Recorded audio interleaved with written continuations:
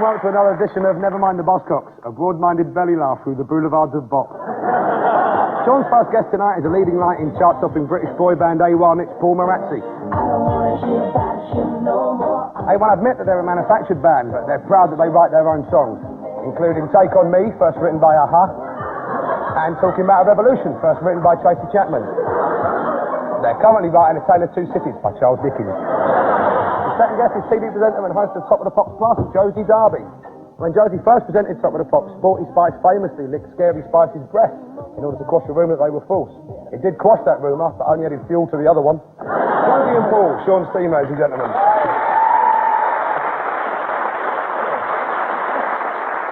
Phil's first guest is the father of British DJing, these days entertaining dozens of listeners on London's Capital Gold. It's Tony Blackburn. When Tony Blackburn first became a DJ in the 60s, he had to do his show from a boat miles out in the ocean. It wasn't a pirate station, it was just something the other DJs insisted on. His second guest is international wild man of rock and former Guns N' Roses guitar slinger, Slash. Slash has a room packed from floor to ceiling with 13,000 t-shirts, which sounds impressive, but you have to remember he was once Peter Andre's merchandise manager. Slash and Tony, Phil's team, ladies and gentlemen.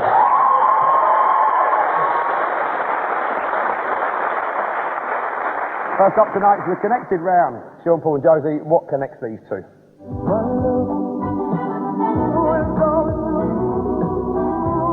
Smooth, million-selling Scottish pseudo-soul shite hawks, wet, wet, wet.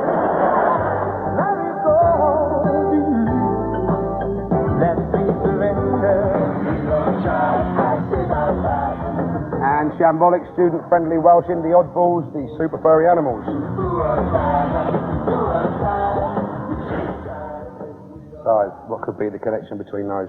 Are Super Furry Animals the first thing Marty Pellow saw when he went into rehab? Hallucinating, you mean? No, they went in to visit him. They liked him a lot. Oh, right. Sorry to hear your troubles, Marty. They're doing that classic drug joke of putting the drummer on top of the door. So when the manager comes in, This is a Furry Animals video directed by Badminton Boy. I just feel like I'm babysitting for Eminem's little brother.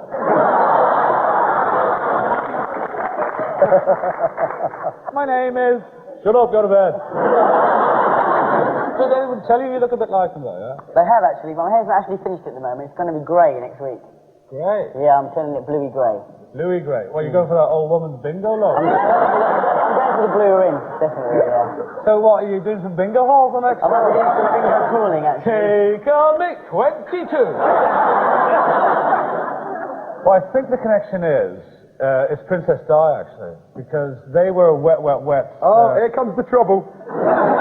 Wet, wet, they were her favourite band. And is this what Lady Di's driver was the last thing to see in the tunnel? You're in the bobsleigh lane! No!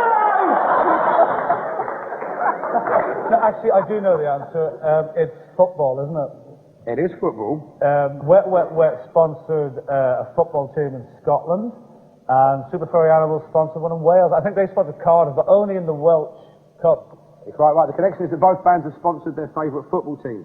In 1999, Super Furry Animals sponsored Cardiff City, and in 1993, Wet Wet Wet signed a sponsorship deal with Clydebank, who wore the band's name on their shirts for the next 2 years. So you get 2 points. I didn't know this, but Wet Wet Wet's Marty Pellow. That's not his real name. Whatever, I still like him. And that's not my real opinion. David out of Super Furry Animals once shat on a keyboard after dropping acid and drinking 15 cans of Stella. At which point Nigel Lithgow said, "I'm sorry, won't be asking you back tomorrow." Phil, Slash and Tony, can you spot the connection between these two?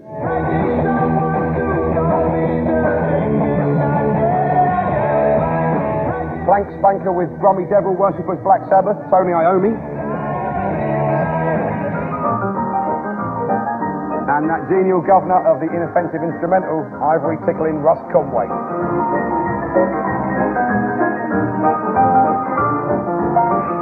What a delight for me to ask Slash what Russ Conway is linked to with anyone. I don't have any of his records at home. No. We look like the worst circus in the world, don't we?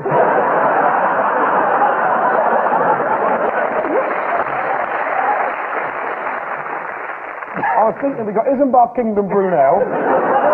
Here's the geezer that killed Joseph. I don't know what you were doing. Is it my gay pirate look? I think the connection probably is that they were related to Mrs. Mills. Like they're going to remember Mrs. Mills. They don't remember you. There is actually a connection between myself and Russ Conway. Really? If you look very closely at Russ Conway, he is actually missing a finger.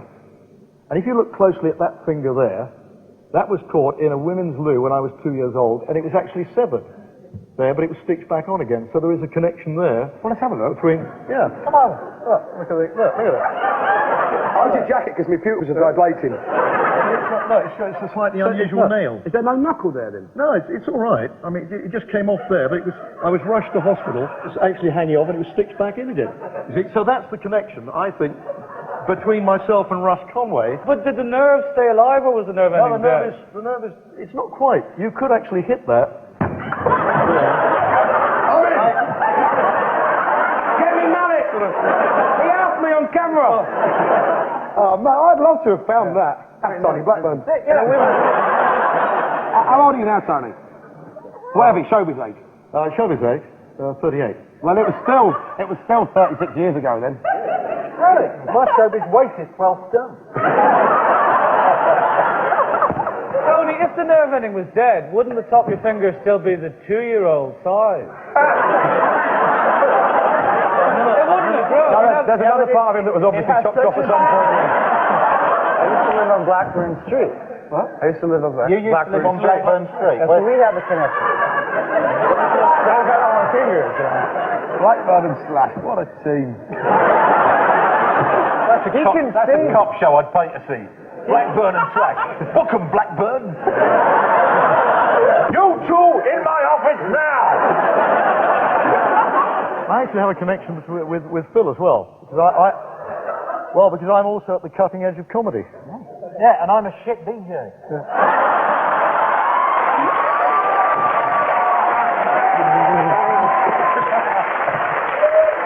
We have a connection. We're all in the same place, waiting for an answer.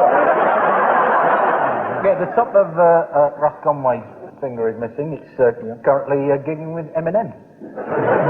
Not in front of his That's brother. Tony Iommi is missing the tips of his fingers on his left hand. And the relationship between the two is he's missing a finger, which we're not exactly sure which one. I think it's on his left hand, but it might be on his right. It looks like he's got a full complement of fingers, and we think he may have a prosthetic gig finger. It's a special finger. You know he loves you if he uses the one. If he uses the other ones, then it's just an overnight thing. You're quite right. The connection is missing fingers.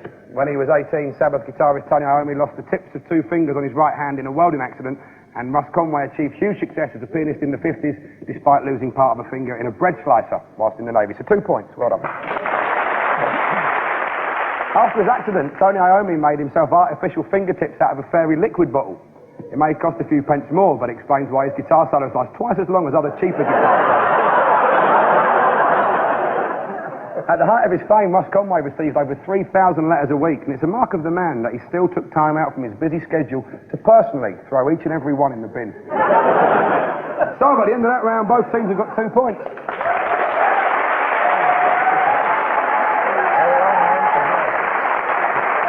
Next up, it's the intros round, where we really sort out the chaff from the other chaff.